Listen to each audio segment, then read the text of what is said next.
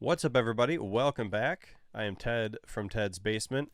Listen, we're going to do a little Magic Arena today. I'm going to share some gameplay strategy with you guys. We're going to start at Bronze Tier 4. That's your lowest level ranking. And we're going to do a little Historic rank. I'm going to play around with this Mutation Station deck I've got. I don't know how well it plays today. It's been a couple of years since I played it. And I know a lot of times, like, if you don't keep up with modifying the decks, they can just get obliterated. So, don't know if that's going to happen. We're going to find out. I'm going to share my gameplay decisions with you as well, so that maybe you can benefit from some strategy, some different perspectives, some different thought processes, and maybe I can benefit too. You guys see something I could do different or better, leave it in the comments below for sure. This is also the first time I think I'm playing a game on the channel. Well, yeah, I guess maybe there was like one or two other games indie TCG wise, but not from a mainstream TCG.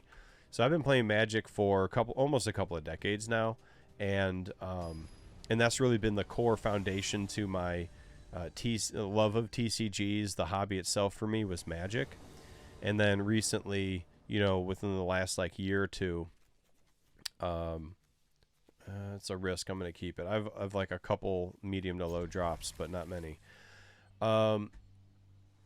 Yeah, so over the last year or two, I've been, mostly creating content for the indie TCG space on my channel. But I also thought, hey, you know what? Magic is like my whole foundation, my whole, it's like 90% of why I was involved in TCGs. So maybe I'll introduce a little bit more of this to the channel. Now we're just waiting on my opponent to make the first move. So I think, yeah, I don't have a whole ton to do early on. It might have been a mistake to not mulligan. I think I'm taking a risk here. I've got 2 land. I hope I pull another land right away. I mean, I could stick this in Foretell and sort of save it up for later, but like that doesn't really help me do anything right now. This mutate's cheaper than the creature, so this mutate is a 2-drop. Which I would have enough mana to do if I had another creature on the battlefield to mutate. If I don't, I've got to spend 3 here to actually get this out on the board. And then maybe mutate something else on it later. The only reason I put a blue out first is just because I have more blue single drops in my hand. But it kind of almost didn't matter. I'm going to foretell this. I'm going to put it in my I don't know if this is considered exile or not, but basically in my foretell queue, so that way I can spend only 1 mana later. So it's kind of like investing ahead of time. If you don't have anything else to do, like, why not? So another thing you could use this for is disrupting somebody else's game. If you see they're gonna call out like a massive creature, just something crazy, you could run this, pick a low creature that's on the battlefield, and basically turn their big creature into a little creature. So I don't have to just use this Mystic Reflection for myself. I could use it against them as well. Let's do this one because I can... oh no, I can't. I don't have enough to mutate. Return target creature to the hand. Yeah, let's do that. So basically I'm going to disrupt them a little bit by forcing... So this mutate ability is going to force them to take that card back. I'll go ahead and attack with 4. It's one of those things where, like, maybe I shouldn't do that. Protect myself in case they have something they can get out right now, and I don't have any defense. So that was a risk there. Let's see what they have. So far, nothing with haste, so that risk paid off for me. I'm gonna do... I don't have enough for this mutate. This is the best mutate in my opinion because I can destroy a target creature. I'm gonna do this one, and what's gonna happen is, so if you guys don't know how the mutate stack works, whenever you mutate, all the mutate abilities happen again every time. So now I'm gonna get to send not only 1 but 2 creatures back to their hand because both mutate abilities on this stack do that. So if that made any sense, every time you add another mutate on top of the stack of cards, every mutate ability on that stack triggers. Let's, yeah, we'll scry. I like it. I'll keep the egg. That'll help me set up a second engine if I want it. A second mutate engine. It's arguable that I should have not spent that 1 blue mana, because I could have used this foretell to disrupt something that they put down on the board. But the only thing I could have mimicked or mirrored, whatever reflected, would have been this one. So I would have actually given them a 4/3. You know what I mean? So it's kind of like, let's see. I've got 5 now. So now, oh no, I still can't. I still can't call that mutate. Yeah, I can't afford that mutate yet. But I can do this one. Sacrifice. So this one will force them to sacrifice one of their creatures. So basically, I just continue to disrupt what they're trying to do. And I haven't, I don't even need to attack to do any of this. So whenever this creature mutate, you may return one to their hand. I'm gonna return this one to their hand. And then whenever you may return target creature to their hand, I'm going to pick the same one again, because the ability to make them sacrifice a creature requires that that creature's still on the board to force them to sacrifice it. So if I would have returned both those creatures to their hand, they would not have had one on the board, and therefore the ability to force them to sacrifice wouldn't have worked, because they wouldn't have had one on the board. So you guys got to watch that. Like, if you ever have almost like you have so many return this card to your opponent's hand's abilities, but behind that ability you've got a destroy creature, you'll never get to use that destroy creature if you don't leave one or more of their cards on the board. So it's just something to kind of watch out for. So now I have enough. Now I have enough to do this guy, which is going to allow me to destroy a target creature. Let's just do this whole stack. Like, part of me was like thinking I should put it on the egg, so now then I'd have 2 engines going. But this engine is so strong now I can get rid of all 3 of these cards in one shot. So let's return this one. Okay. Then we're going to return this one. Okay. And then we are going to destroy this one. And that's how we'll let it roll. So not only am I returning their cards to their hand, I'm totally disrupting them. I'm also destroying a card now as things go. And we'll get a little extra mana going out there. So, yeah, they just gave up. So, this time around, the mutation engine benefited me well. I'm still in tier 4, as you could see. Let's see if we can do this twice in a row.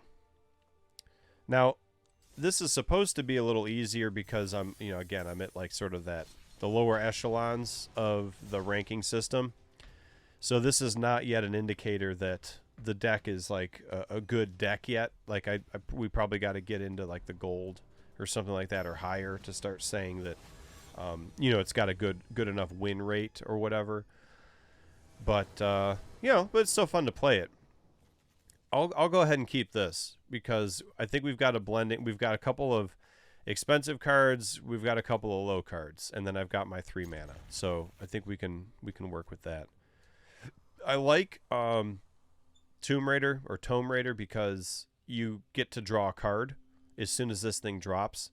The other nice thing, the reason why it's good for a mutate deck, because it's not a human, you can mutate this. Okay, any card that's not a human, you can mutate. Why is that important? Well, because see how this is flying? That means that everything I mutate on top of this thing is also going to remain flying. When you mutate, you don't lose the abilities of cards. You keep those abilities. That's the point of mutating.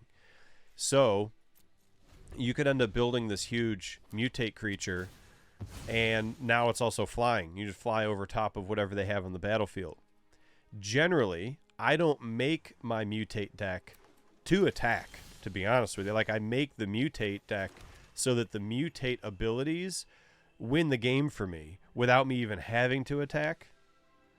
But sometimes, depending on how the cards are pulled and all that, sometimes you have to attack. And so it's just nice to have that flying sitting there on this Alobi, because right now they might be looking at both of these cards like these are BS cards. You know what I mean? Like there's nothing, they're not huge, there's nothing going on yet. Once you start mutating, that's when stuff starts to get crazy. So mutate a card and then draw a card. So I'm going to mutate this creature and draw a card. The other nice thing about the reason I chose mutating the egg is the egg, every time you mutate the egg, it adds a +1/+1 to the thing you mutated. Now these guys are both flying. I'm going to go ahead and I think I'm going to attack with this one and leave the other one for defense in case they end up making this thing like some huge like 8/8 card or something crazy, and then I could sacrifice my Tomb Raider. So sometimes I like to leave at least one card, you know, not tapped for that reason. And usually I try to make it like the Blood Nipper or something with Death Touch on it, because then that's really intimidating for them to not attack something with Death Touch. I don't have enough mana to mutate this with this one, so I think I'm gonna do another flyer so I can get another card. This human here is cool because this will get me 2 or 3 cards. You'll see how that works if I get a chance to play it. But the reason I didn't play it here is because it's a human, I can't mutate on it. And you would think, don't even have it in the deck, right? Like, because it's a human, you can't mutate on it. It's a mutate deck. And that's a valid point. This has saved me so many times, though, in the past, where players, they either make a mistake with this and they put all 3 cards in one pile and I take the whole pile, or, you know, they put 2 cards in a pile and 1 card in another pile, and basically I've just always gotten so much benefit from getting the extra cards from this, and I still have a 3/2 on the board I could sacrifice. It's just totally worth it. I wonder if I should wipe them. This worm. Like, I could keep going with my mutate stack, but I feel like, why not do a wipe? Yeah, let's do it. We'll do a board wipe. Not my side of the board, their side. And then, I feel like let's attack. I think let's attack with all of it. I'm going to take the risk. I mean, I've got one thing here to defend. Now, they could tie this thing up. They could exile it. They could do whatever, and then I have no defense, so it's possible that you know, that's a bad move, but we'll see. And I guess technically I didn't wipe them. I realized those had 3 toughness or 3 defense, so I didn't actually wipe, but I got a bunch to go away. Let's do... I think we want to do this. Destroy target creature. I've got enough mana now to use this mutate, and I can also stack it on top of these other cards that have been mutated, which will give me a card. When it mutates, it'll do another 1/1 counter, so it'll get bigger. So that'll be a nice addition to this mutate engine, to this mutate stack here. So now, destroy target creature. Let's go. Whenever a creature token enters battlefield, you control, gain a life. Yeah, I want to stop them from gaining life, so let's do that. I'm going to get my 1/1 counter here. I guess I'm just waiting for the opponent to decide if they want to do something. What did they just do? Put a 1/1 counter target creature, gains hexproof. Okay, so they protected that creature a little bit. I wonder... I feel like hitting with this and even my worm, because I know they can take my worm out if they defend enough, but I think I'm okay with that because it's going to reduce their board. So I'm okay with like sacrificing their board. Oh, and they didn't do that. So they took... Wow, I'm okay with that. They didn't kill my worm. I removed a creature off the board and they took a ton of damage. So that's fine. Destroy target creature. Okay, so now my engine my mutate engine is gone, and that's the part that you risk. You know, I think I'll take the hit on these 4. That's the part you risk when you make one engine. It's a more powerful engine, but when it's gone, it's gone. So sometimes I'll do 2 different mutate stacks, and I don't get as much benefit every time the mutate happens, but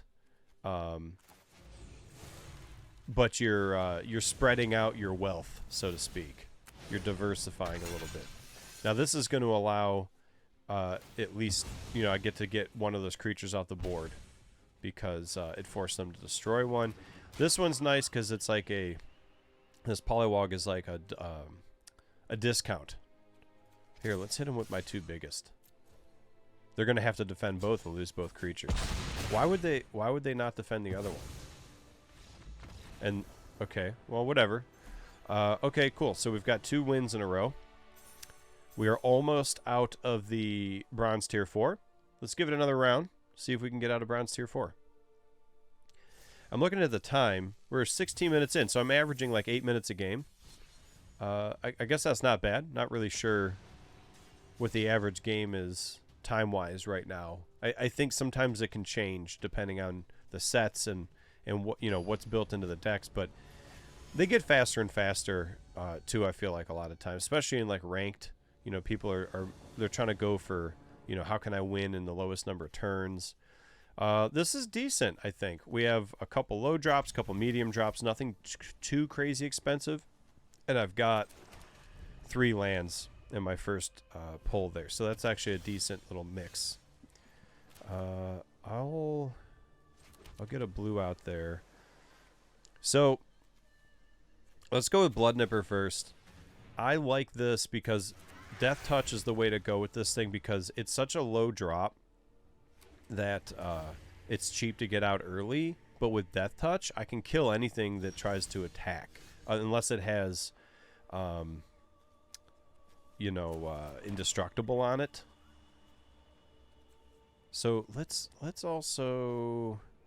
get some. I'm gonna use this. Take 3 life as a hit, and get some more mutate going. Let's do. I really like this one because it forces them to sacrifice a creature. But I also kind of want something a little cheaper.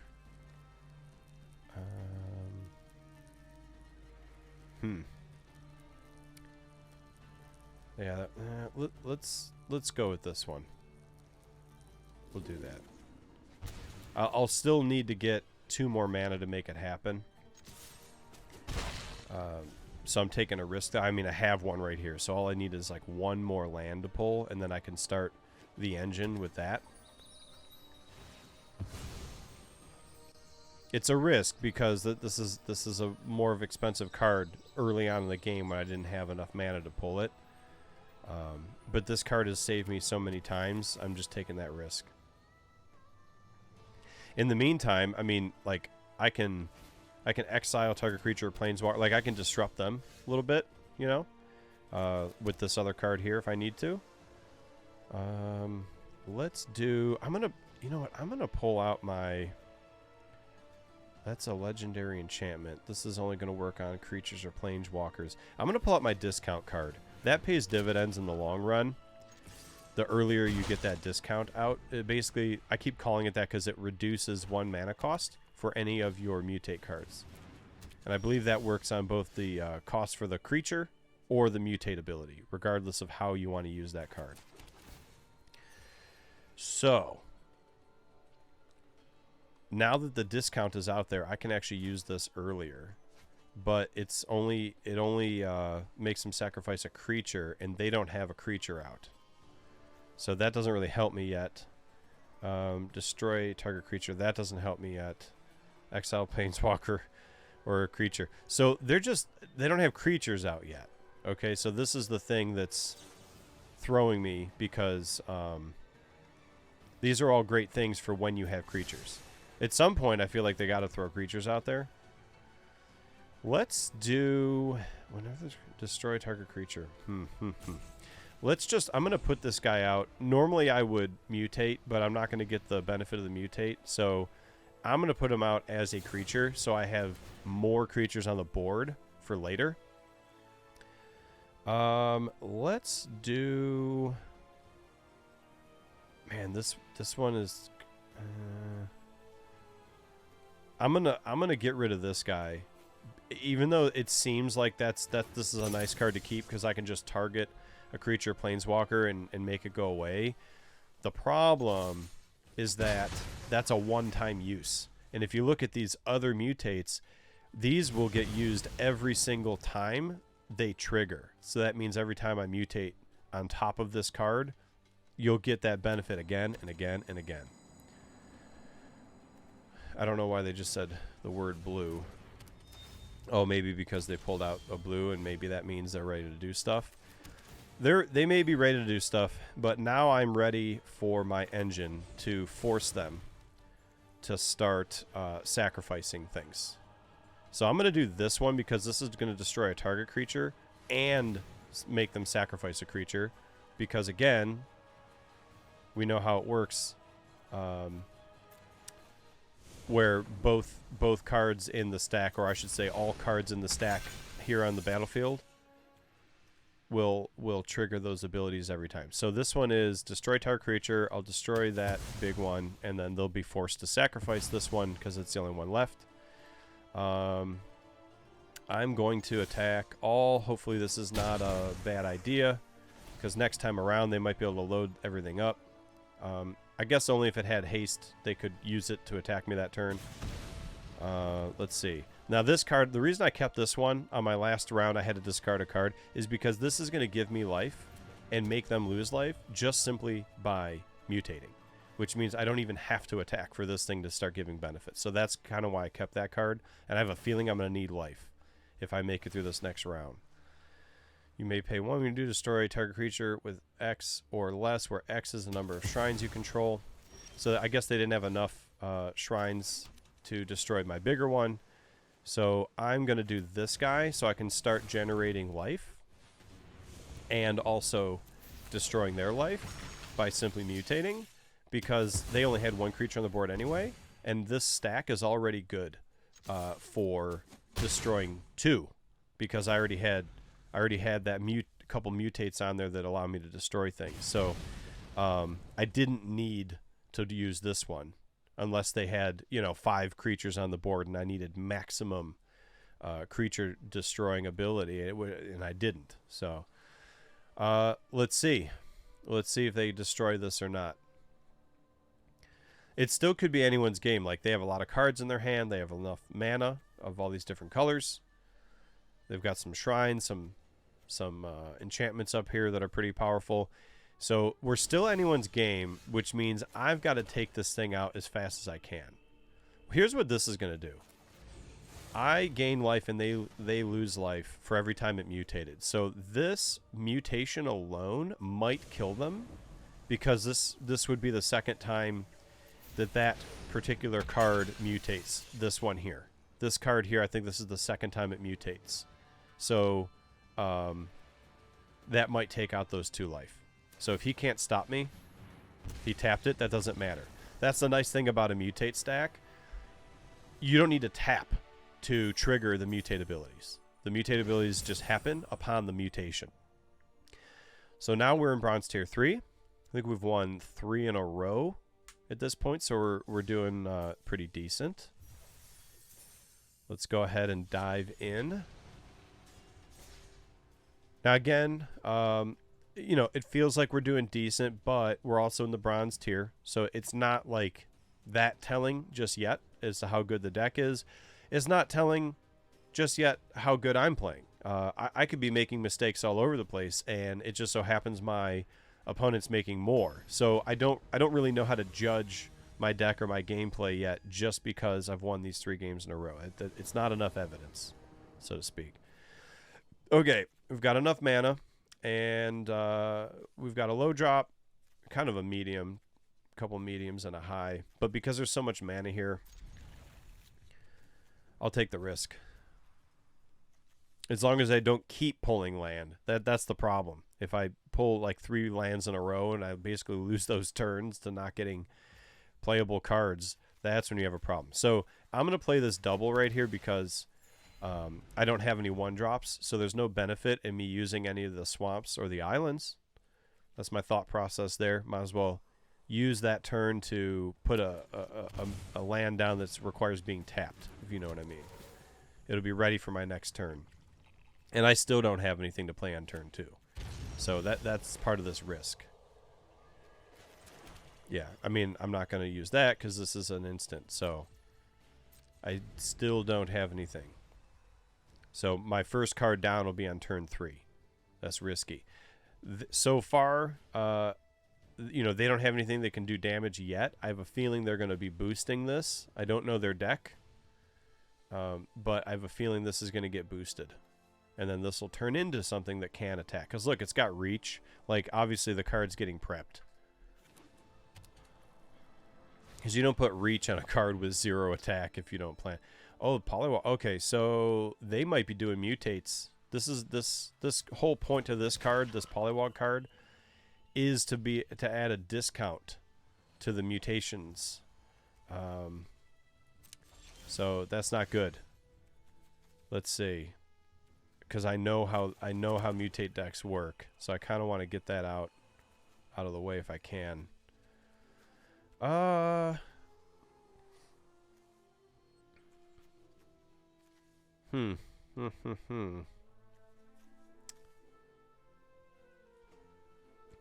Let's get this one out, and then on my next turn, I'll mutate it and get the benefit of returning it. I was thinking about getting the Polywog out to make the discount. It's just I wanted the card. I wanted to draw a card. I just have this feeling that I was gonna run low on cards. Let's see. Return target. Oh yeah. I should have. Really, now I got to start thinking about, like, I know what's in their hand kind of a thing. Like, I don't know their green stuff that they've got going on. But I understand how this mutate thing works. And whoever gets their mutate engine working first is going to win this thing. So return target creature, opponent's hand. I could return this thing. And then that'll let me get some stuff out.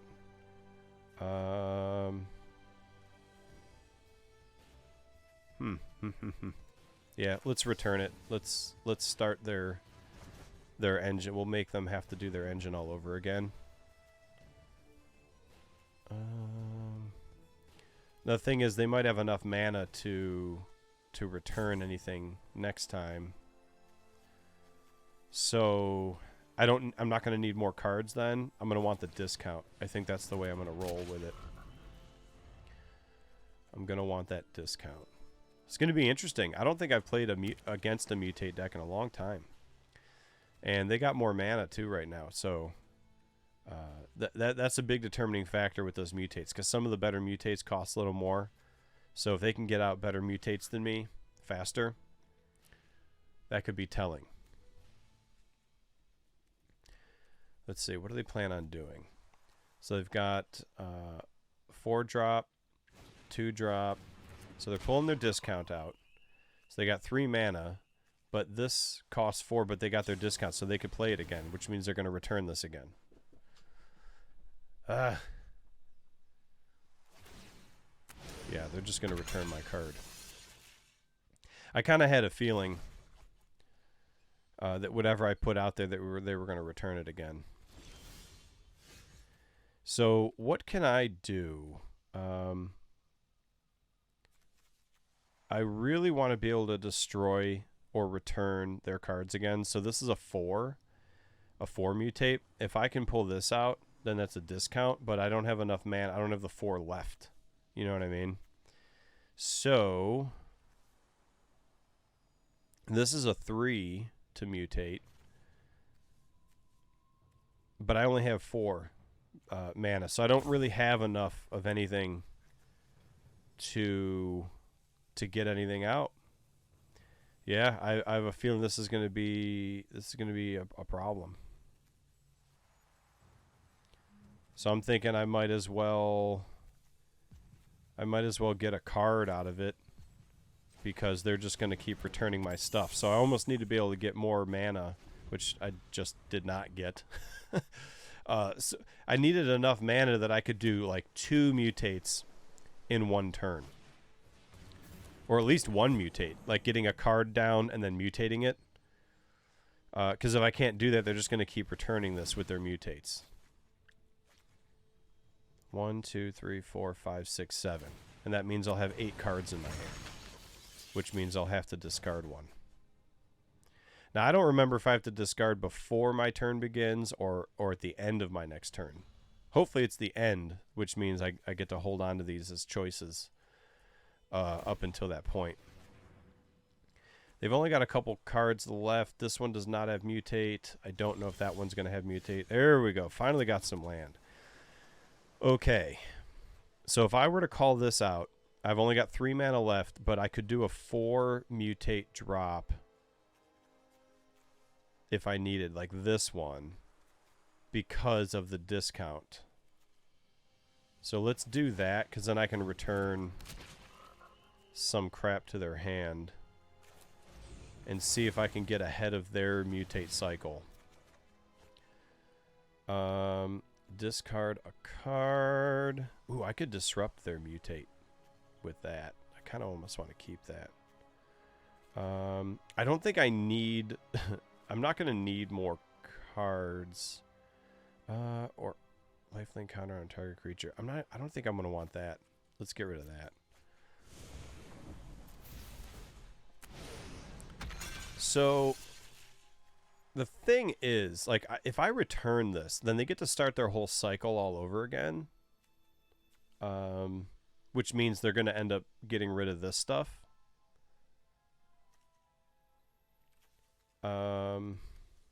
So we're going to kind of go back and forth almost with that.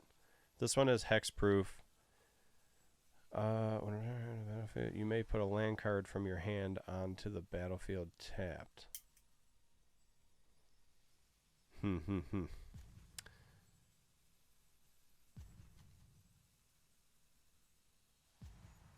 going to do this one. Because I think they're just going to call all these mutates out again. No. Crap. I didn't end up using it. That sucked.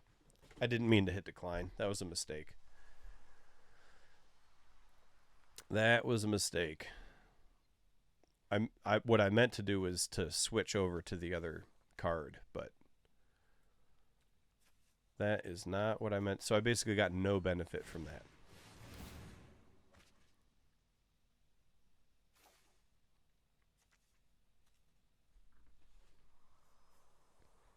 So wait, what did they play here?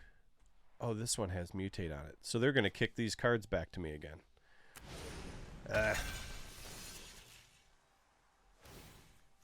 I wonder, though, if I can use my foretell next time to mimic, to basically copy this guy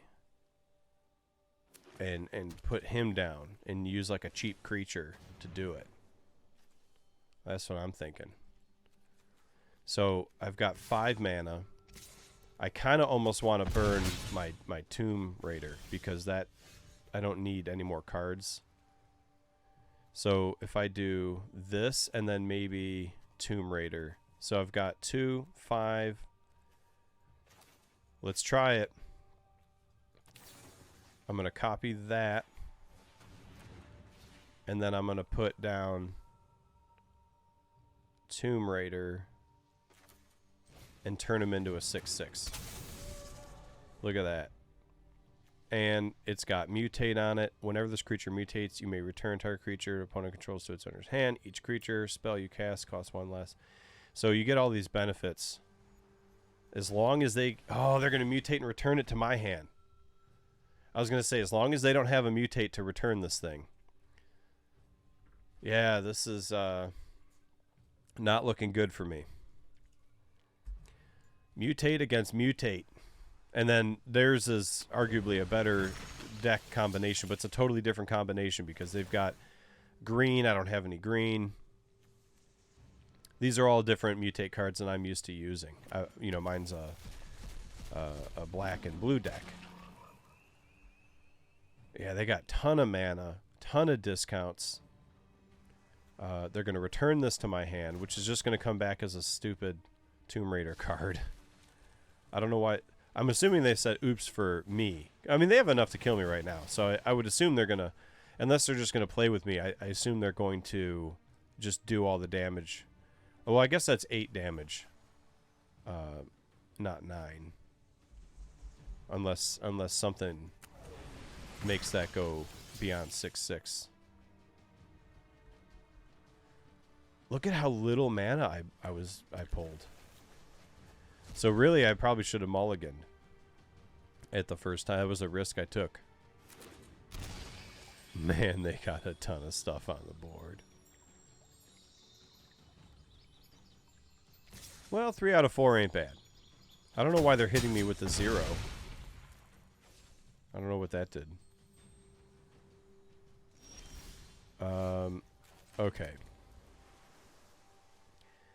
What can we possibly do here? With this creature, destroy target creature or planeswalker opponent controls. So that's going to require... If I can get the discount out for 2. What do I have? 2, 4, 6? That's going to require 6. I'll be able to do it for 5 with the discount. But then I would need 7 mana because the discount's going to cost me 2. Oh, that sucks. I mean, I could call this one out for 4, but then I don't have like a cheap 2 mutation. I don't think. No. So I kind of think, I don't know. Maybe do this. On the battlefield, and if you're gonna, okay.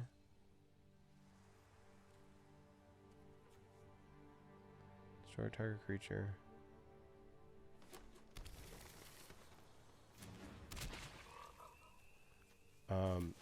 Yeah, I don't have enough there. So let's do...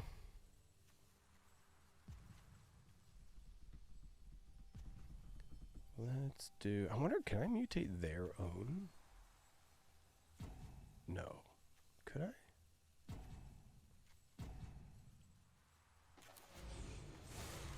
No, I can only mutate mine. I mean, I guess I'll do this one. I mean, I think the game's over anyway. But it gives me a little bit of life. Takes away a little bit of their life. And then I could do it again. Give me a little more life. You know, again, it's like, eh.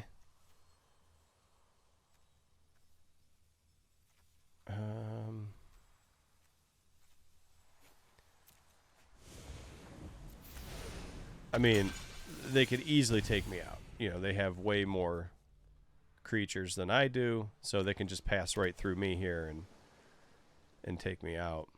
So it really just comes down to, yeah, I was going to say, if they were willing to actually play the game longer, like sometimes I see them do that kind of stuff, where they like bring me down to 1 life and like kind of like toy with me.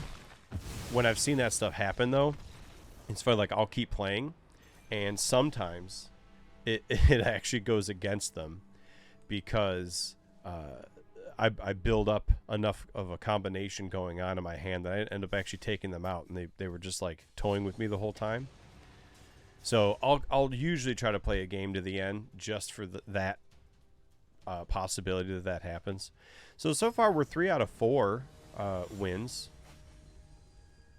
Let's do another one. Okay, so we're 40 minutes in with 4 games, so we're just, I mean, it's really 39, so we're just we are just under 10 minutes a game. That last one took a little longer, I think, just because you know, we had a little more going on. Took it to a good number of rounds, and I was trying to fight tooth and nail to keep myself alive. Let's go with, I think I have more black cards in hand. Let's get the discount out. It's not a bad card to get out early, because then all my mutates are going to be 1 cheaper. I don't have any mutates, which kind of sucks. But at least it's a 3 defense, so it's harder to kill. I say that as it gets killed. So let's do. I'm gonna do the. Let's see, we got 3. Let's get something that is cheap enough for me to. Let's see. So that's a 4.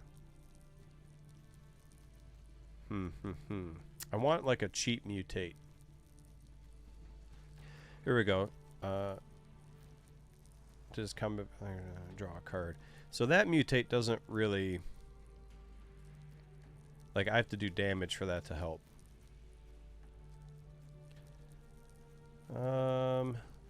Then I guess I have to go with a little bit of a more expensive one. Let's do this one. This isn't bad, because this is 3 to mutate, but it gives me life and takes their life away every time the stack mutates. So that's actually not bad. I don't even have to attack for that to help me. Now, if I can get 1 more land out, I can throw my egg down and mutate on that. Otherwise, I'm just going to have to throw the land down. I'm sorry, the egg, and not mutate. And I do. I got enough. Okay, that's cool. So let's go with that. Eggs are nice to mutate because you get +1/+1 every time you mutate that same stack of cards. So you get a little 4/4 going.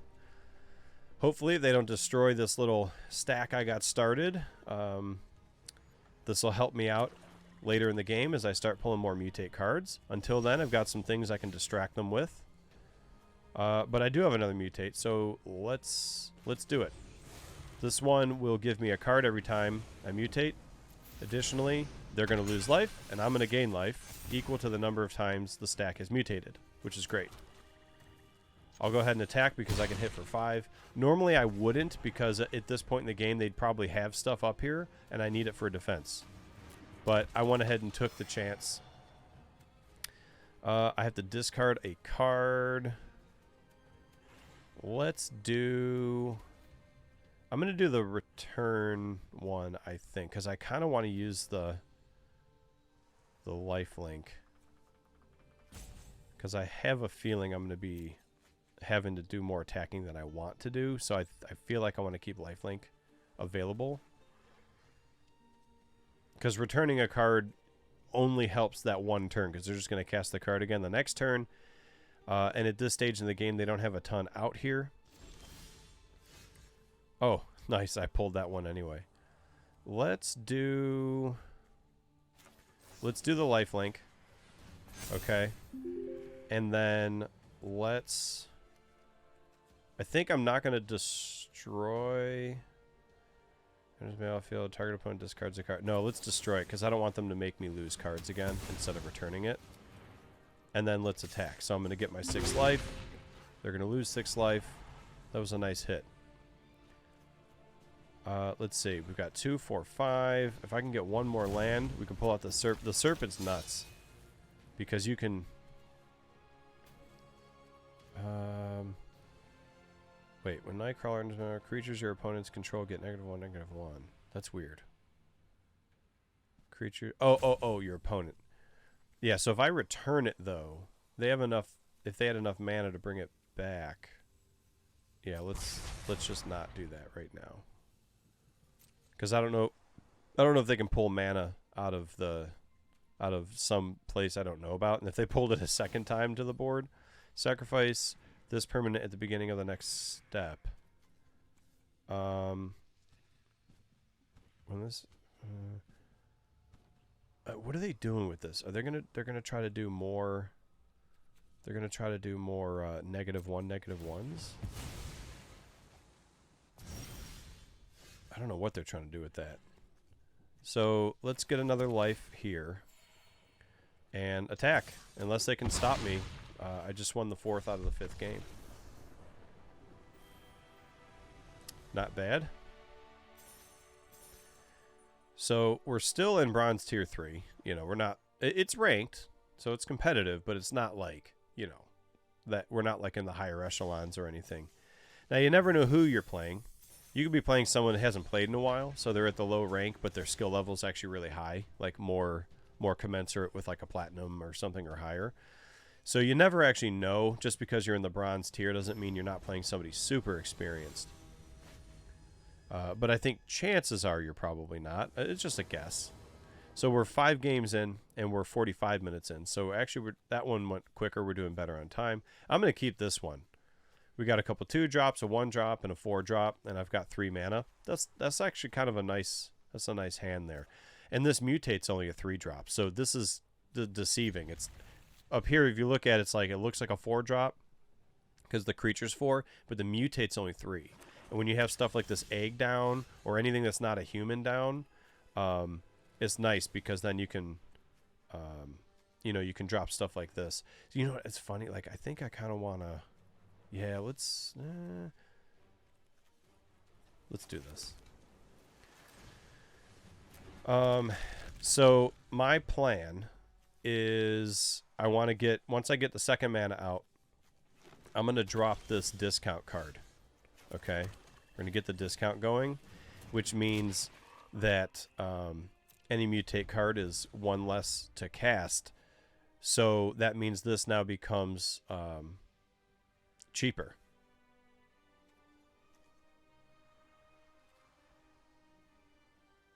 We're just waiting on the opponent. They're figuring out what they're doing. So definitely getting a lot of mana. So let's do this. I'm going to get it on the egg because I love the egg gives you a +1/+1 every time it mutates. I love that. So let's get rid of this. I know it's like I debate on like if I should get rid of Dismal Blackwater. I have a feeling I'm going to get to a place though where let's just hit with both. Where I'm going to want the flexibility that comes with this being a black or a blue. So that's the reason why I kept it around, because I have enough mana to do some other stuff, because I'll throw this land down and I should be able, with this discount, I should be able to cast this anyway. They are thinking. Got my lifelink I could use in the midterm, maybe to attack something with one of these, get some life out of it. I usually don't, like, I'm not a huge fan of lifelink, but sometimes it comes in handy.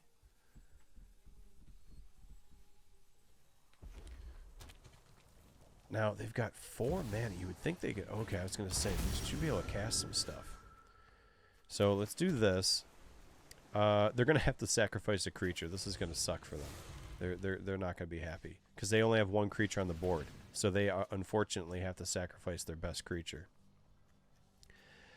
Yeah, I'm going to want this still because look, my worm requires 3 black and I don't have 3 black. So I think I'm going to get rid of, well, 1, 2, 3, 4, 5. I mean, technically that's the 6 mana I need for this, so maybe I should get rid of my lifelink at this point. That's a tough call because that lifelink could really help.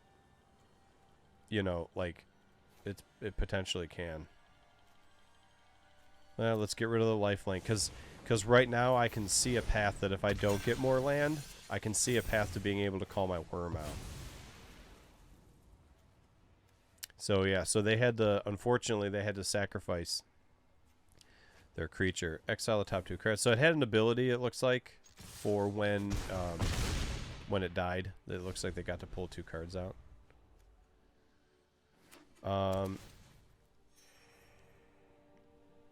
Let's see what we got going. Depending on what I pull next, I think my plan is going to be drop the Dismal Blackwater. Because I wouldn't have enough to call the worm anyway. So let that turn cycle to untap that Dismal Blackwater on the next turn. And then on that next turn, I can drop the island and pull my worm out. So I did 2 damage. I don't know why they did 2 damage to a card that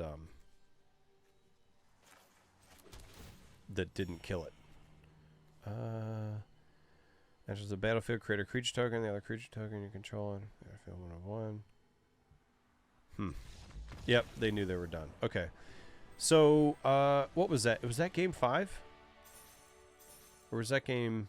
No, that was game 6, I think. So I've done won 5 out of 6. I guess not too bad. We're 50 minutes in and 6 games in. I really got to keep notes because once you get enough games in, it's like hard to keep track of how many I've actually done. All right, let's go in again. Let's see how high we can get on our ranking.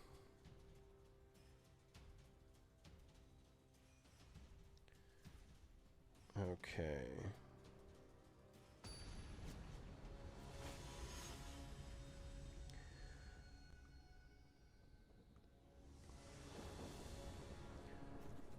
What do we have here? We've got a lot of heavy, expensive drops. We only have the Blood Nipper can keep things at bay, though. So I'm going to take the risk and hope that I can pull more land in time while the Blood Nipper is still around.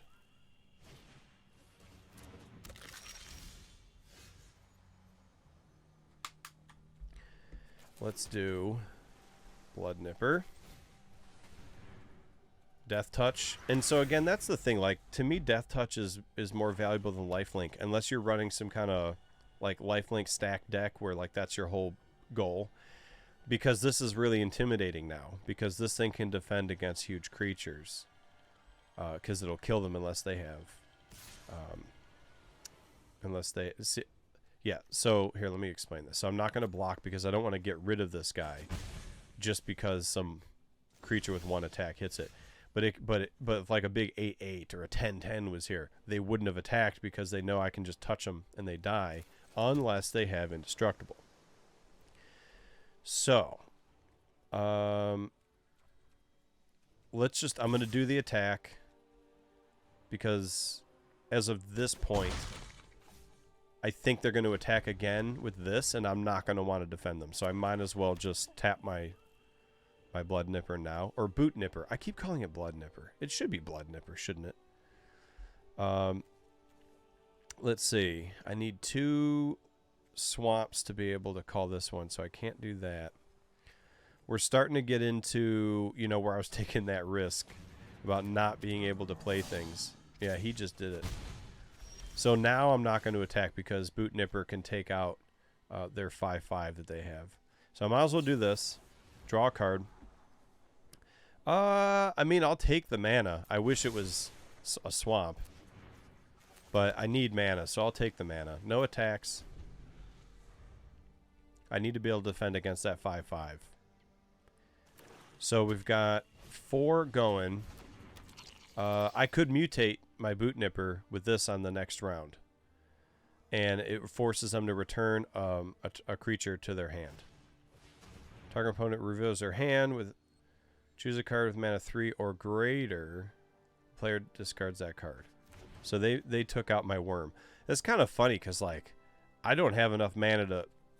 I'm pretty far away from doing that worm. And the worm is not part of my mutation engine. So, like, I sort of get it. But I also, like, that tells me they don't actually understand my deck then, because you really want to stop my mutation engine more than anything. They're about to find out why. So I'm going to return their 5/5 card, because in order for them to cast it, they have to discard a card. So I'd love to see them cast it again and reduce their own... I'm going to attack now. And reduce their own hand. So the reason I attacked there is because I'm willing to take the 1 hit from here and here. And look, they destroyed me anyway, so I'm glad I got the hit in, because if I didn't attack them, that stack still would have got destroyed. So now I got to build up a new stack. I've got 1, 2, 3. I've got 5 mana to build up my new stack with. Now I've got 6. So let's do... I guess I don't have enough. Let's see, that's 3, and that would be 5 at 8. So I don't even have enough to throw 2 of these cards down.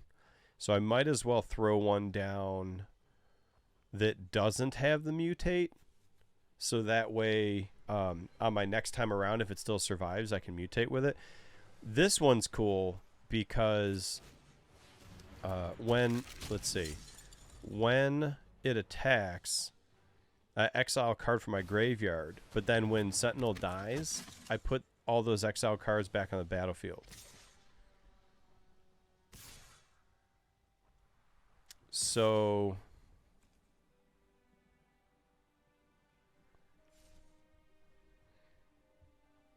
I can't kill either one of these. So I think I would take the hit for the 6. I mean, I'll just do that. I mean, he can return that to the battlefield, I guess. What do I care? When Night Squad Commander enters the battlefield, that's not yeah, so I'll just kill that. I mean, I'm sure that they're going to pull it back out of their graveyard, but what do I care? It was already on the board in the first place. Now I could, let's see, how do I want to do this? If I cast that, and that's 5, do I have 6 mana? I do. So I'm going to make my mutation stack go on this egg, not the Sentinel. Okay. As soon as I mutate, they're going to be forced to sacrifice one of these creatures. Because the egg gives a +1/+1, it's going to become a 5/7 instead of a 4/6. And then I'm going to hit with my Sentinel, which means I get to exile one of my cards and build a stack of cards that will return when the Sentinel dies. So that's going to be my new approach. Let's do it with, it'd be funny to do it with the worm. But I honestly want the mutations, so I'm not going to do it with the worm. Now I could next time if I get to hit with a Sentinel again. That would be nuts. Oh no, that's right. I can't use these as mutations because they're just going to go on the battlefield. Oh, I should have thought that through. The worm would have been better then. I don't get to use the mutation on it. I mean, I guess indirectly you could, because once it's a creature on the field, technically you could mutate that creature and then still get the benefits of it. But that wasn't my original point. So let's go with this guy. Get us a nice 7/7 going. Let's attack with the Sentinel for sure, because I don't even care if it dies, because it brings this card back. They could take out my Chittering Harvester because they have enough to defend that'll kill it. But I'm going to attack anyway. So let's bring back the worm if Sentinel dies. And I don't care. The reason I don't care if they take out Chittering Harvester is just because I have a 7/7 on the board. And look at that. Did they not read that card? Wow. So they must not have realized that when Sentinel dies, I got to pull those back. You almost have to let Sentinel just keep hitting. Oh, okay. I mean, maybe they knew that stuff will come back and then they'll use this to destroy it. Maybe they did. Well, who knows? But I still got this card on the board from it. Oh, I shouldn't have done that. I didn't need that land. I should have...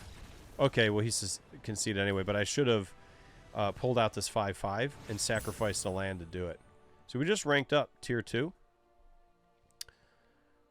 And we are 58 minutes in to the video. I've totally lost track of how many games I've played. I think I've only lost 1 though. So we're going to keep on rolling.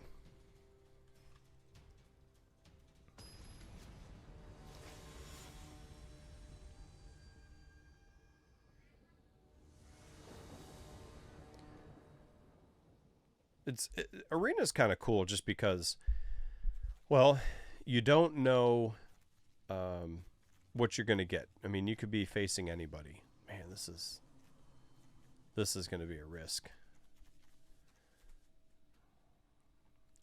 I'm just going to go with it because I can see that I can get Boot Nipper out. You don't know who you're going to get. You don't know what decks you're going to play against. But also, the rules are designed into the client. So I kind of really like that because we can't really make mistakes as far as like not following the rules all the way, and you can play a little faster. I don't have to look anything up. I can see what's possible, if that makes sense, for each turn. So I kind of like that. So I think it leads to faster games. They're looking at my Boot Nipper. Oh, well, I guess at least I got them to use that early. So let's do...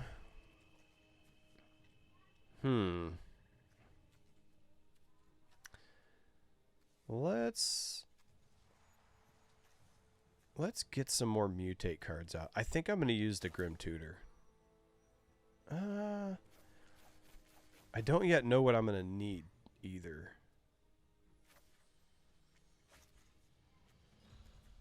I kind of want to use the Tutor. You know what? I'm not going to. I don't know exactly what they have. So if I use it to pull out more mutate cards for me, I could be picking one that really counteracts their deck. But I need to know what they have, though, for that. So I'm going to return this. They can have that back. It's just kind of a way to burn mana a little bit for them. Let's go with, you know, again, I don't know what I'm going to need. So I'm just going to add lifelink to my egg. At least it's a little something. I can hit them. Need to get a little bit more land going. I mean, we're almost to the point where it's like, I want to use Grim Tutor to pull land out. My risk here paid off because I drew a card. I was hoping to draw a land. So, let's attack with the egg because they cannot kill me with their 2.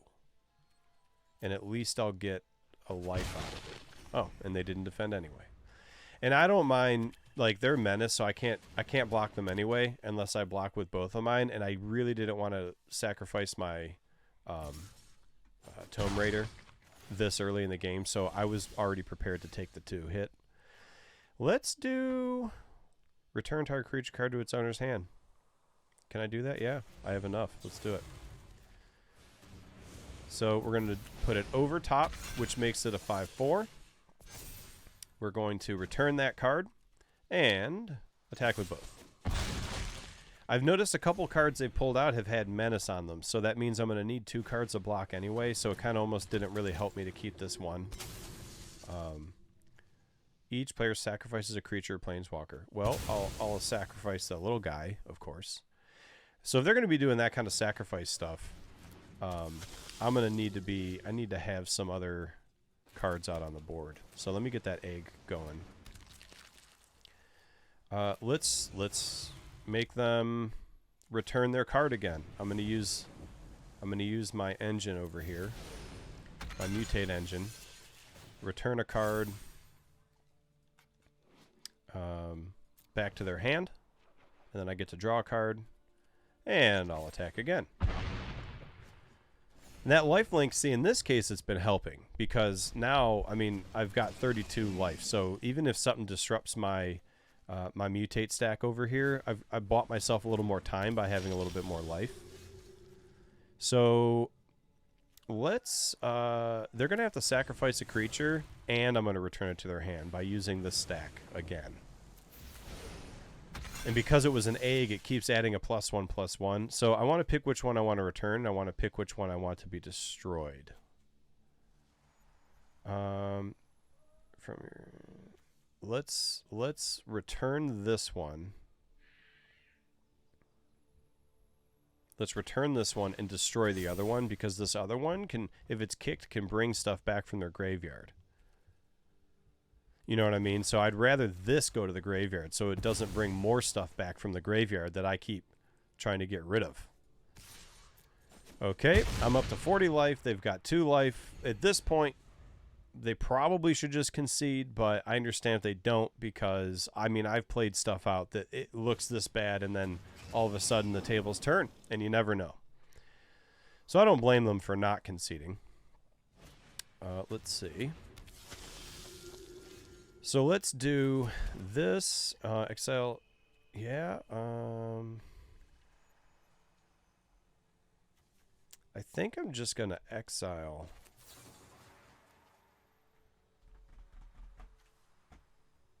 Let's exile that guy.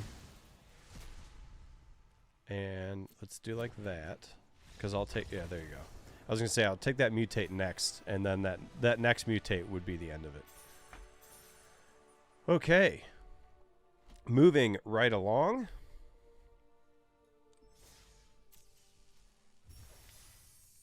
Let's see what we've won. Okay. I don't know. I haven't been keeping up with the most recent cards and the most recent sets. I mean, this is... I'm really coming in almost cold turkey after not playing Arena for, I don't know, maybe it's been 1 to 2 years. Something in that area. Lot of mana. I don't have any blue, though, but I do have this guy. It's really hard for me to mulligan. I'm just one of those people. I'm going to keep it. It's so hard for me to mulligan. Because I can still pull this out on the board, not as a mutate. I've got enough mana here to get to that point if I can live that long. And they'll still have Death Touch. Maybe given the fact I'm still in the bronze tier, I probably will live that long, I hope. As you go up in tiers, I feel like the decks get faster. So I'm going to take that into consideration. A lot of variables to take into consideration, I think, when you do. Ooh. There's my blue. When you're choosing to mulligan. So there's my blue mana right there. Nice. That was a good first pull. So let's get my discount card out. It's my coupon code for my mutate cards. Hopefully they don't destroy it. To them, it might look like a nonchalant card. You know what I mean? It's a 1/3. It's not a big deal. Sometimes I get away with this card sneaking by for a while. So it's really only if they truly understand my deck that it becomes like a bigger problem that they get rid of my discounts. So let's do... I'm going to start with this mutate because this is that situation where I don't have to attack to drain their life. I'm going to make the bold move to get rid of a mana because I want all these mutates.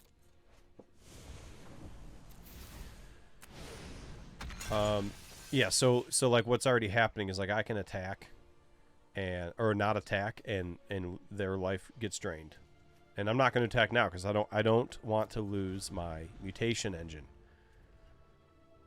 Got to keep that going because he could respond by blocking and take me out with their 3, and that would be a total waste of the stack. Oh, they destroyed it anyway. How devastating. Okay, we're going to have to build a new engine. We're going to have to build it. So let's do... I don't know how many more cards they have that are just going to straight up destroy my stuff. So I kind of feel like doing maybe like this guy. Like the real power hitter is the each opponent sacrifices a creature. Because then they can never really get their board state up because they keep, you know what I mean? So in case they destroy this card here, I'm okay losing this card. I'm not okay losing the other one, if that makes sense.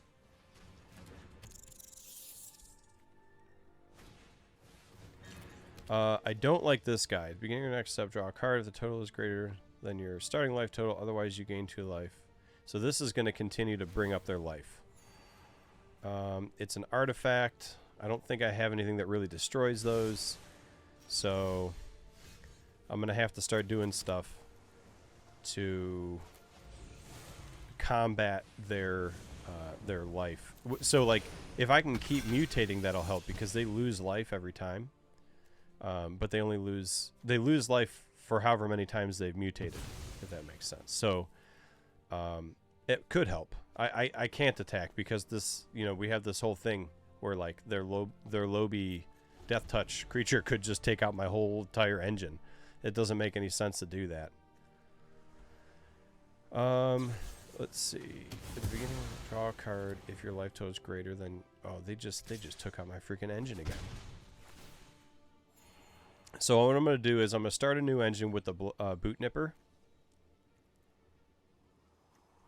So they're going to draw an extra card every time unless I can get that life down. So let's do... What do I have? 1, 2, 3, 4, 5. So I have enough. Oh no, I don't have enough. I don't have enough to do boot nipper and mutate. So I'm just gonna have to do boot nipper. I mean, I can draw another card. That's not bad. Do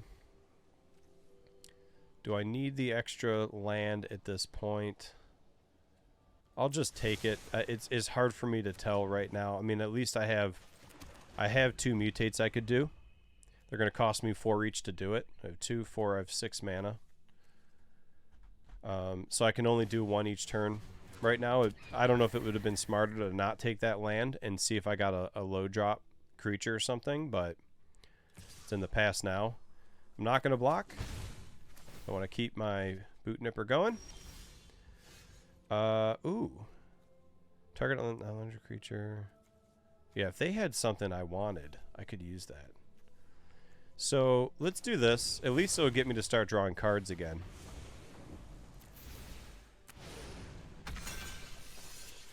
You know what? I think I kind of want to put... This is a discount card. That's not bad. Now, I'm tempted, you know, and I didn't do it, but I was tempted to... Ooh, you know what? I should attack with this. I'm going to attack with it. Because I'm not going to block their rats next time. And I'd like to either destroy their creature or hit them for 3, you know. So, anyway, this Mystic Reflection's nice because you can disrupt them, too. We might have talked about that in the past. It's not just for if I want to drop a big creature on my board. This is for, like, if they're about to drop a big creature, I could disrupt them by making it a low creature. Because basically, Mystic Reflection forces the next creature to drop on the battlefield to match, to become a current existing creature on the battlefield. So, let's go ahead and... Let's do this. Draw a card. I'm just going to put it on this stack instead of splitting it because I wanted to see what else I could get. Lifelink might be nice. Man, I kind of want all of these. The Foretell it could be nice too. I'm not going to do it. I think I'm not going to do the Foretell. Wait, which would I rather have? The Lifelink or Mystic Reflection? I might want the Mystic Reflection. I mean, I'm running low on life. That's the only thing that had me thinking. I'm going to get rid of the Lifelink. Hopefully that doesn't bite me in the butt. So I get to draw another card. There's some mana there. They got to pick one of these to get rid of. Yep, I figured they were going to get rid of that. Let me throw the mana out. Oh.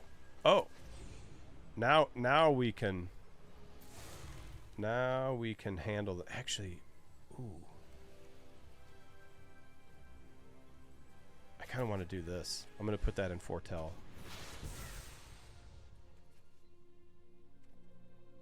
Because, ooh. Should I hit with both? I think No, I'm going to leave one for defense in case they pull something out of their butt that I need to sacrifice this guy. But if they pull something big right now, I could bring out Mystic Reflection and force it to be like my Polywog Symbiote. And because they're not using Mutate... crap. Because they're not using Mutate, they don't get a benefit from the Polywog. I can't do anything with this, I don't think. Yeah, just going to have to let it destroy.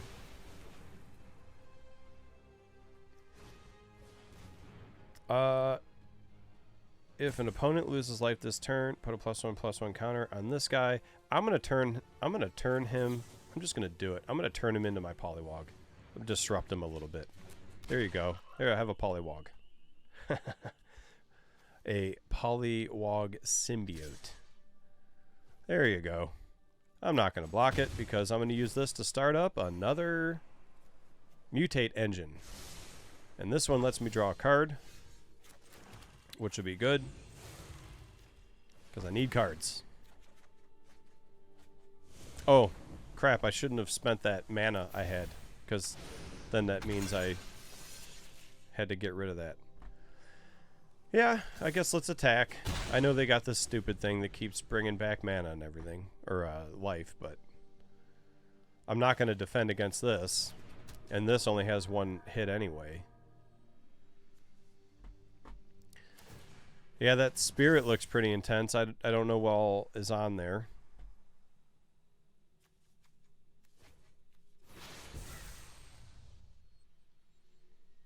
It's not looking great for me because I don't have a lot of cards. I need to get something playable. It better not be another land. And you know it's going to be, right? Like that happens. Yeah, there you go. I feel like it's something. I'm gonna play defense now. But it's something odd. I feel like when it clumps worse when you're playing ranked games than when you're not. I don't know if that's a thing, but I just sort of feel like that happens. Let's see.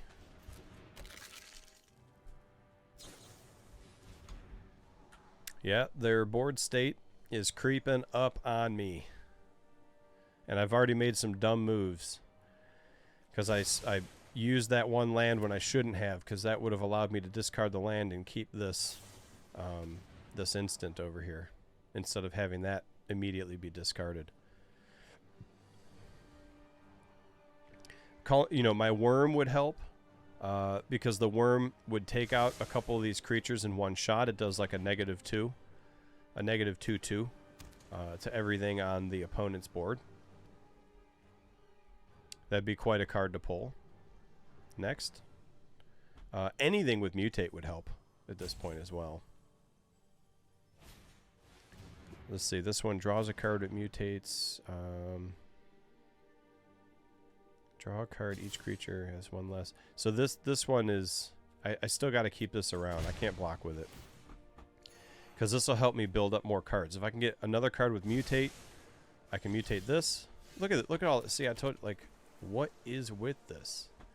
No block, no attacks because I need it for blocking.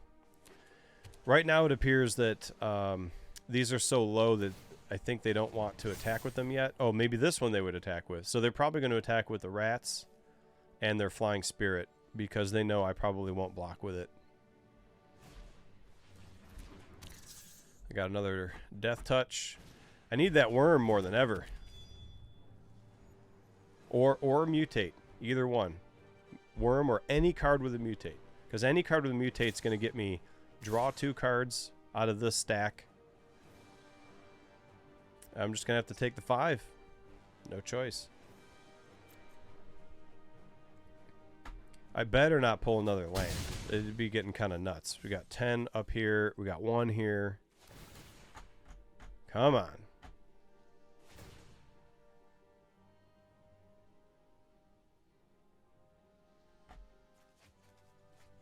What would it have been? I mean, that's okay. I mean, I could have destroyed something. Okay, this isn't great. Return a creature or enchantment. I think it's pointless to return this. This builds up. Maybe that's worth returning.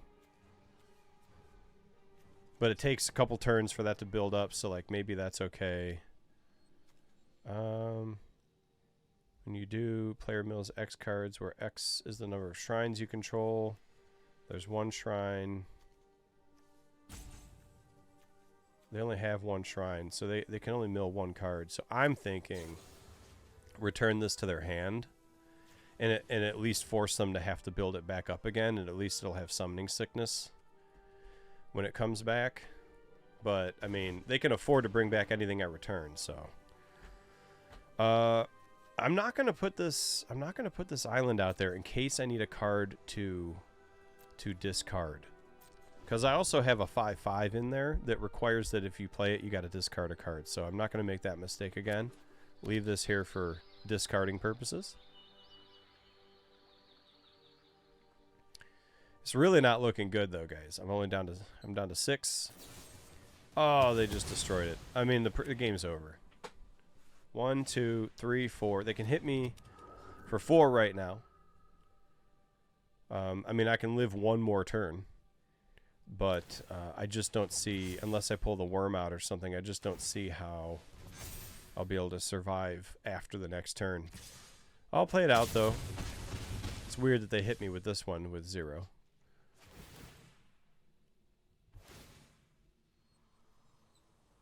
They probably shouldn't have hit with it, because then they could have left it open. Look at...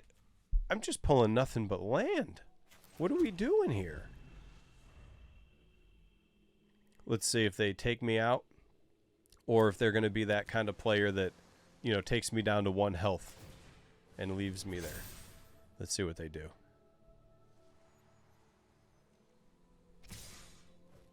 Nope. They're just going to take me out. That's fine. We need to move on to one more game, I think. It's an hour 20 minutes in. Let's see if we can end on a win. We're a bronze tier 2 in an hour and 20 minutes from tier 4. We'll give it one more go.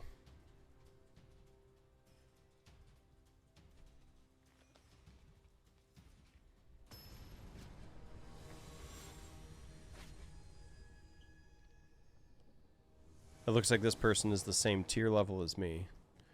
Okay, so we've got a couple lows, couple mediums, and a high. 3 mana. Yeah, we'll keep it. I've got both colors I need.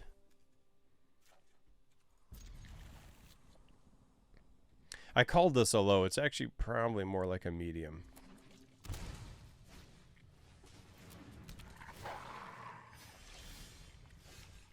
Okay, so when this one enters the battlefield, you gain a life where you cast your creature spell. So I almost don't want to return this. When you cast your next creature spell, that creature enters the battlefield with an additional 1/1 counter on it.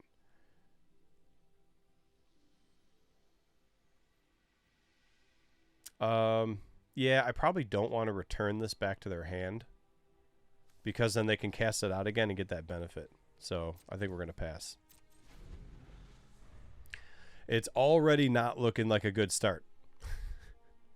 Not for me.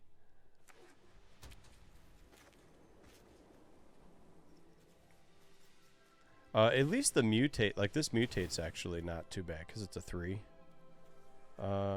Creature or enchantment. Is this an enchantment too? No, it's just an artifact. So let's resolve that. Resolve that. Oh, but now that's a creature. I think, yeah, I can return that. Yeah, bam. I'm going to disrupt that. Because then when it comes back out, it doesn't have the benefits of this card's ability. Okay, I'll take the 1 damage. Let's get some mana out. So on my next turn, I'll probably destroy one of these with this adventure, because then I still get to use the creature piece. Yeah, so let me here, let me see, which one do I want to destroy? I think I want to destroy this. Destroy target creature or planeswalker. I'll lose 2 life. That's okay. I'll take the 2 life. And then see, now I can, because that's how adventures work, you could use the adventure now, and then you can pull out the creature later. So next time around, I'm thinking, why did they just concede? I feel like there was so much game left to play there. I mean, I'll take it. Unless they could see in their hand or something they didn't have anything. I don't know. That we both had enough life that I don't know. So we're going to do one more, because that one ended way too prematurely. It's interesting the decisions people make when they decide to concede. It's so hard for me to do it, because I've seen where, like, I've 1 life left and actually come back, you know. It's hard for me to mulligan. You guys know that, so I'm going to keep this. I probably should have mulligan, but I'm going to keep it. I mean, I saw, you know, first turn's not bad, Problem is, I don't have any blue right now to do any of these, and I don't have enough black to do this adventure or the creature. So first turn was good, but unless I grab... Okay. Wait. When it becomes blocked, it deals 1 damage to target creature blocking it. Oh, that's going to kill this. Nope, I want my egg. No blocks. I'll take the 1 hit. Glad I read that. There we go. Okay, at least I got my blue now. Get my discount card. Now we're starting to be in a better position because that discount makes these mutates cheaper. I still might use my adventure before I start my mutate engine. I still might do that. Well, and I may have to because I don't know if I'll have enough mana. We will see. The discount definitely helps.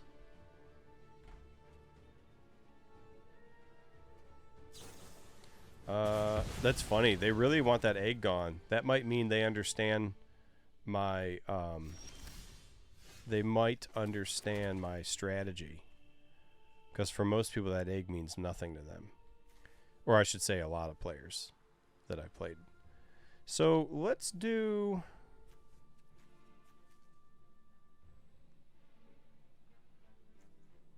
Let's just use the... Let's just use the instant and take out this stupid thing. I know it might be not worth doing that. Because it wasn't like a super high card or whatever, but...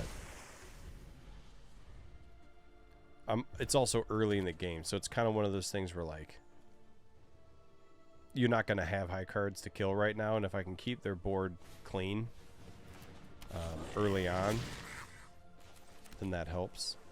So, if I have a discount, can I do this one? No, I don't have the 5. I would need 5. Yeah, see, I can't mutate. I could do that one.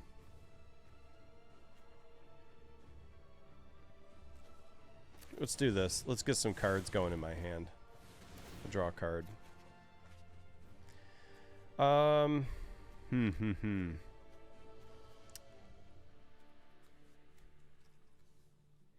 This Mystic Reflection actually can help a lot, but I think I'm going to get rid of it.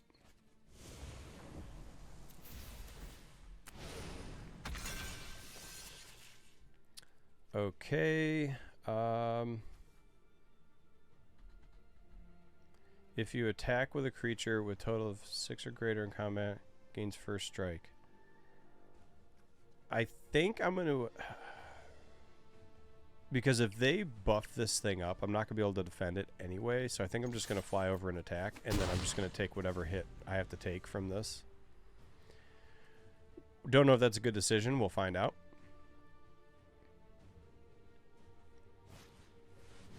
So...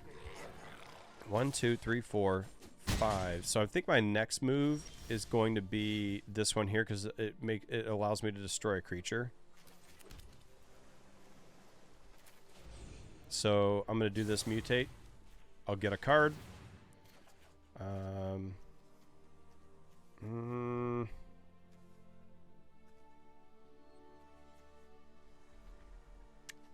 You know, this Outrider's cool, but at the same time, it's not because you have to discard a card, and I'm already so low on cards. I might actually sacrifice that. Yeah, I'm going to sacrifice that. So, now, the question becomes, what do I destroy? I think I'm gonna destroy this one. Again, I'm going to attack. I'm going to go with that same strategy that because of the way this thing is, if he buffs it, I'm not going to defend it anyway. And I'll have to take the hit anyway. Now, next time around, I'm starting to get some mana here. So 5. Actually, I have my discount. Ooh, I could pull this guy out next time around. That'll be nice. Because that'll become a 7/7.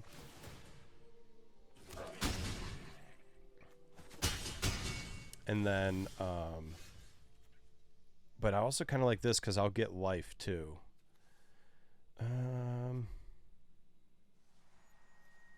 I kind of feel like I need the life. to be honest with you. It's still gonna make me like they're gonna lose a creature anyway, because this whole stack is gonna trigger. So destroy a creature. Oh, I guess let's go with the one. Let's go with this one because it's gonna have the most attack. And then, oh, do I have enough to mutate? I do because of my disc. See, that discount helps a lot. And then I'm going to destroy this one next. So let's discard. I'm going to need that mutate. So let's discard this guy and keep everything I have that has mutate on it. Let's keep it stronger. I'm going to go with the higher toughness than the attack. Destroy this one. What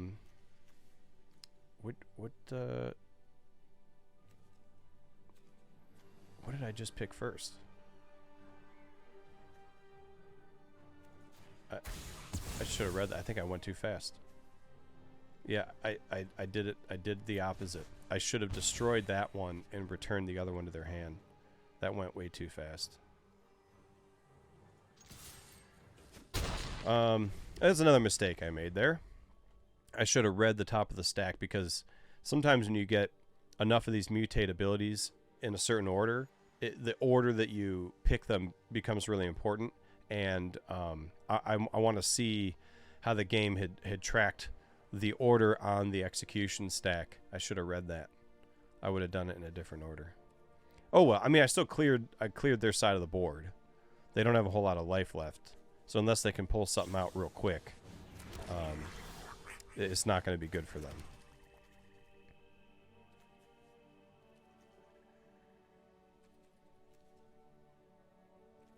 Yeah, let's just do this. So this will take out both their creatures. And again, keeping the toughness higher because the stack is important. So here, now let's read it. Return target creature. Well, because it's a token, returning it is the same as destroying it, because the tokens don't go back to your hand. Yeah, so I actually had more abilities than I needed here, because I could have destroyed one too. Yeah, and they lose life, by the way, when you return them. So that actually worked out pretty well. Now I feel like I'm kind of on a roll. Like I need to do... I know I said I wasn't going to do another one. I feel like I need to do one more. We're bronze tier 1. Let's go a little further. Let's see if we can actually get out of bronze in this one video. That would be sweet. We're an hour and a half into the video. It's a long video. People staying this long, thank you, appreciate it. Okay, it doesn't matter which ones I pull out first, because I don't have any single one drops.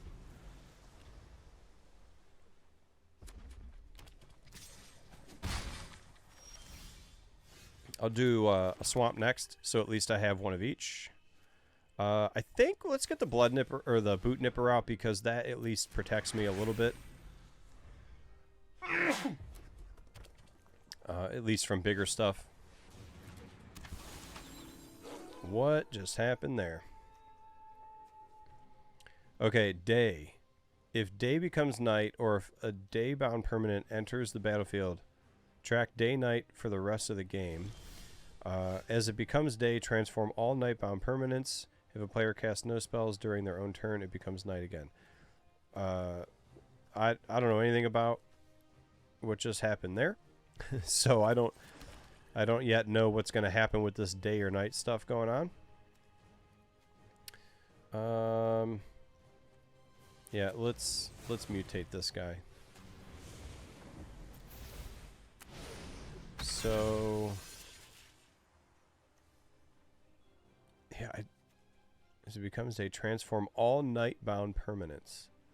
If a player casts no spells during their own turn, it becomes night next turn. As it becomes day, transform all night-bound permanents. But transform them into what? I just don't understand. So, I guess we're going to find out. This is a new mechanic I've messed with. If it becomes day or night, or if a day-bound permanent enters the battlefield, track day and night for the rest of the game. I don't know.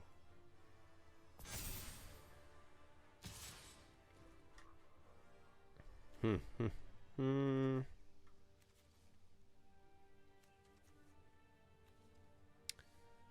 think I'll just take the damage because I don't know what's going to happen with this day-night thing, but I kind of want to use this as an engine for mutation. So right now this card makes them pick 3 of my cards and then put them in 2 piles, and I get to pick a pile. They obviously didn't know how to use it because they should have taken 2 of these and stuck it over here in the other pile, so I don't get to have all 3. But I'm going to take all 3. So that was a little weird. No attacks. Well, I've got a ton of mana. I just don't have my mutate cards are not rising to the surface of my deck here.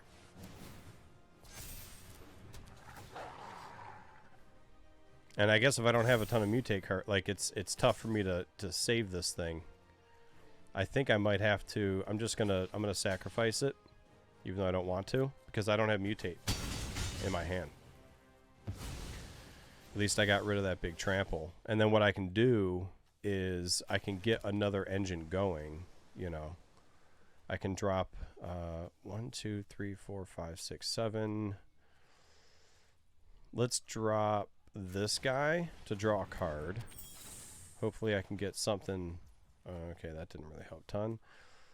Anyone gets first strike until end of turn.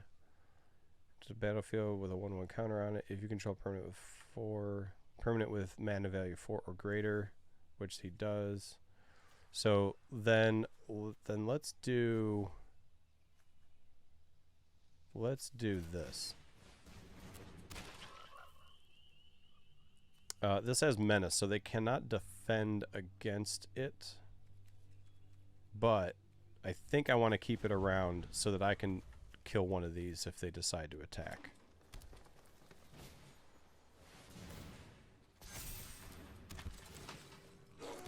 Well, it looks like that 5/4 I'm not going to be able to destroy unless I sacrifice like Tomb Raider or something. Now I'd have to sacrifice both. So I think what I'll do is I think I will kill this. I don't mind losing the human because I can't mutate it. And I think I will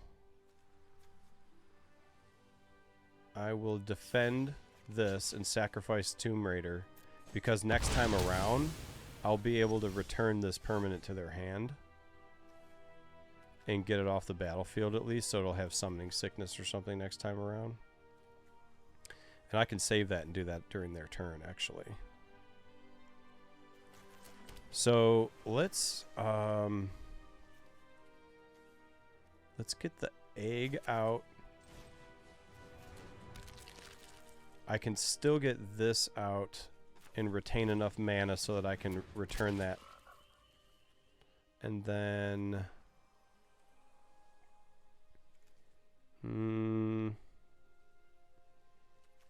put lifelink on something, I guess. I'll put lifelink on the egg, so at least everything hits for 1, and I'll save this. I'll save this for the next turn because I want to find out what is the right creature to return to their hand. You know what I mean? Like the 6/5 is probably the one to return to their hand, but if they come out with something bigger, I'll return that.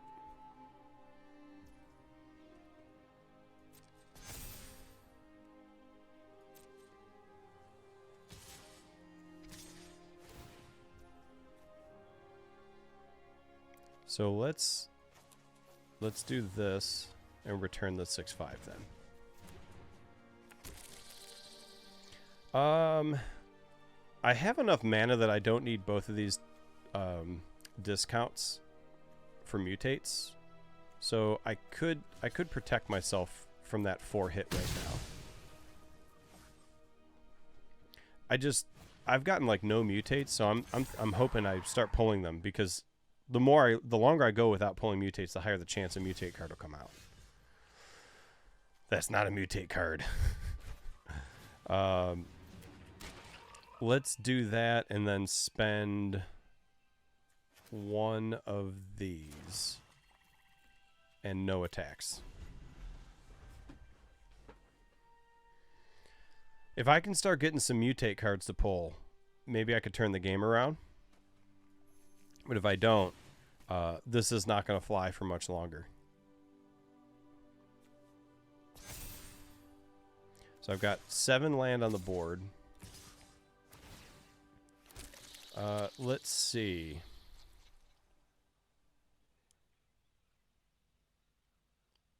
I think I'll just defend. I think I'll defend that one.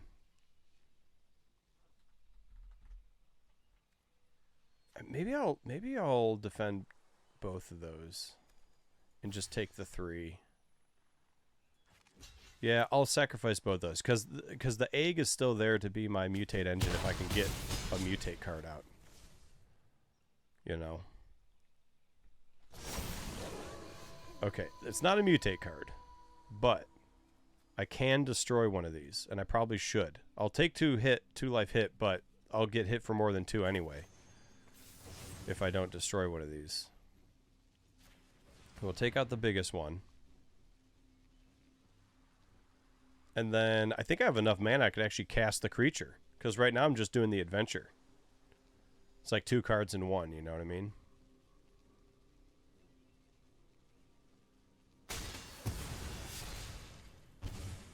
Okay.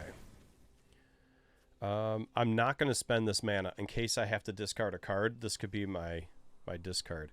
So, why can't I play this? Pay 1 and 2 black. Oh, I don't have 2 black. Oh, that's nuts. I didn't manage how I was doing it. Okay, that sucks. That sucks. Because that would have given me something else to defend with. This is not going to go good. I've only got 8 left. They can hit. 2 of these 4s can hit. That's what happens with poor mana management.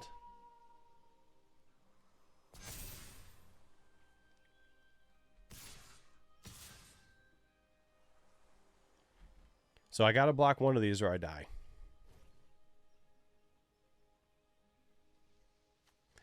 I guess I'm going to block this one because this'll block all 4. But if I block this one because I have trample, I'm only going to end up blocking 3 of them. And I'll get 1 life back from the lifelink. Barely keeps you running there, you know. So I really need one of my... It's a mutate deck. I'm getting no mutates. It's wild. It's just absolutely wild. I can't win this at this point. So it's really only up to my opponent if they choose to like keep me alive again, like they just did last time. Because they could have taken me out last time if they would have hit with everything.